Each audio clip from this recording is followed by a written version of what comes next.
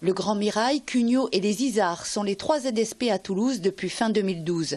Des zones de sécurité prioritaires qui, selon le ministère de l'Intérieur, devaient être dotées de nouveaux moyens et surtout de policiers et de gendarmes supplémentaires pour lutter contre toute forme de délinquance. Depuis plusieurs mois, les policiers mènent la vie dure aux dealers dans ce quartier en cours de rénovation. Selon Michel Vallée, procureur de la République, les 3 fusillades qui ont eu lieu aux Isards ne remettent pas en cause les actions des pouvoirs publics dans cette ZSP. Elles s'inscrivent dans la durée et il faut encore attendre. Les syndicats de police déplorent pour leur part l'absence d'effectifs supplémentaires dans les ZSP. La ZSP, si c'est une définition ou une méthodologie, ça ne s'est pas assorti pour la ville de Toulouse par un apport d'effectifs ni de moyens.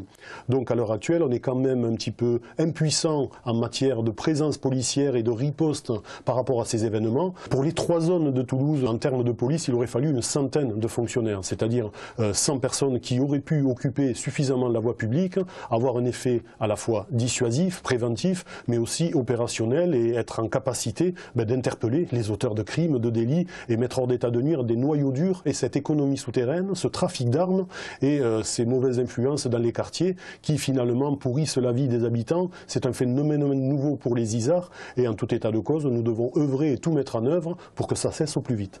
Selon le procureur de la République, il est encore prématuré d'établir un lien entre les 3 fusillades qui ont eu lieu aux Isards. Un homme a été placé en garde à vue, mais son implication directe dans les faits est loin d'être certaine.